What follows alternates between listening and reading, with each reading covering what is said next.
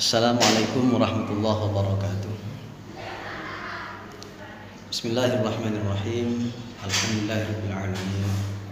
Wassalatu wassalamu ala asyrafil anbiya'i wal mursalin sayyidina wa maulana Muhammadin wa ala alihi wa sahbihi ajma'in.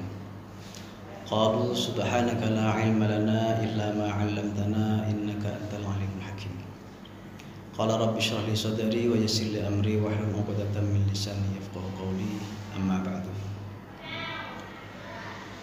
Kaum muslimin rahimakumullah, di bulan Ramadan kita tentu tidak asing dengan yang namanya zakat,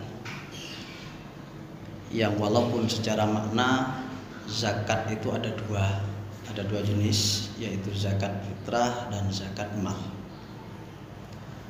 Namun dalam hal ini saya akan menjabarkan tentang kewajiban zakat fitrah.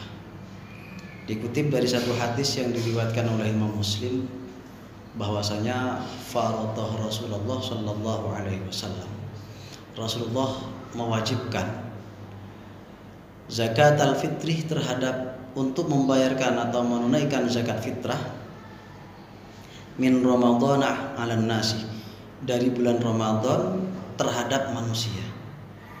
Berapa itu? So'an min tamrin, satu so' dari kurma, atau so'an min syairin, atau satu so' dari gandum.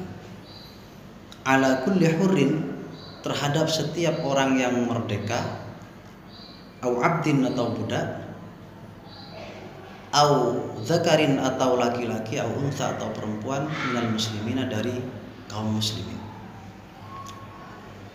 Saudaraku, dari hadis ini kita tahu bahwasanya zakat fitrah, kewajiban membayar zakat fitrah itu menggunakan kurma,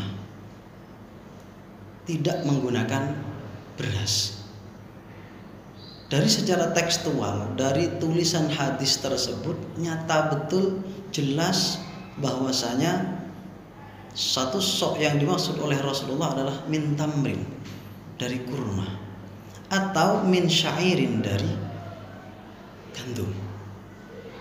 Nah, adapun di wilayah kita, khususnya di wilayah Indonesia, ini rata-rata menggunakan beras. Lantas bagaimana hukumnya? Kalau kita akan mengikuti jargon kembali pada Quran hadis yang tidak dikatakan oleh Rasulullah tidak boleh dilakukan, itu adalah bentuknya bid'ah dan lain sebagainya, lantas bagaimana dengan ini? Tentu ini adalah pertanyaan besar yang perlu jawaban yang jelas. Akan tetapi kami selaku pengikut madhab, khususnya madhab Syafi'i, tentu tidak bingung memaknai hadis ini, karena kami mengikuti ulama-ulama kami. Dalam madhab Syafi'i yang ditinjau bukan sekedar tekstualnya, bukan sekedar makna hadisnya saja secara zahir, tetapi juga ditinjau dari segi kontekstualnya, dari sisi makna yang di situ menjadi tujuan utama daripada zakat tersebut. Sehingga dalam madhab Syafi'i dikatakan bahwasanya kalau ditinjau dari sisi teksnya, dari sisi makna aslinya, memang kurma. Tetapi menurut madhab Syafi'i, ketika ditinjau dari sisi kontekstualnya, situasi dan kondisinya di waktu itu, tentu kalau ini dilakukan di wilayah selain Jazirah Arab, tentu tidak akan mungkin. Maka agar bisa menyeluruh dan menjadi penelitian yang paling besar, akhirnya disimpulkan bahwasanya so'an min tamrin itu secara kontekstual adalah satu sok dari makanan pokok. Tamrin di sini dimaknai dengan makanan pokok. Kenapa? Karena di waktu itu Rasulullah menyampaikan memang menjadi makanan pokok yang namanya kurma. Karena di wilayah Indonesia ini sekarang menjadi makanan pokoknya adalah beras, maka beraslah yang menjadi makanan pokok dan bisa dijadikan sebagai zakat fitrah. Oleh karena itu, dalam bermadhab kita itu mudah. menjalani apa saja, menjalani kehidupan bersyariat di dunia ini tentu sangat mudah. Kenapa? Karena kita sudah mengikuti mazhab, mengikuti jalan yang sudah ditentukan atau diteliti oleh para mazhab. Kita tidak perlu pusing-pusing sendiri, tidak perlu bingung-bingung dengan sendiri, memahami hadis sendiri. Kenapa? Karena memang sudah ada penjelasan-penjelasan. Toh seandainya kita memahami sendiri, belum tentu kita mampu. Sebab memahami hadis, memahami ayat dari Al-Quran ini tidak cukup hanya dengan mengandalkan terjemahan saja, melainkan kita memerlukan disiplin ilmu bahasa Arab yang begitu banyak.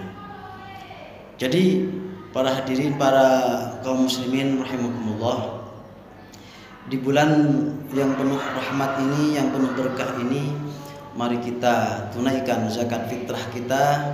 Mari kita salurkan zakat fitrah kita ini dengan sebaik-baiknya. Salurkan dengan sebaik-baiknya pada mustahik, pada orang-orang yang berhak, agar zakat yang kita salurkan itu betul-betul sah. Jadi kami dari pimpinan Lazisnu PCNU Kencong menyampaikan, silahkan Anda salurkan zakat fitrah Anda pada yang berhak secara langsung, jika Anda termasuk orang yang mengerti untuk mengklasifikasi atau mengkriteriakan orang yang berhak menerima.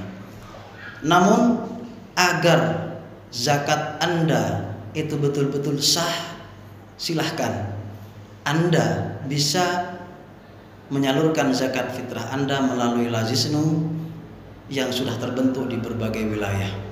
Ada JPSISNU, Jaringan Pengelola Zakat Infak Sedekah, atau Lazisnu cabang Kencong.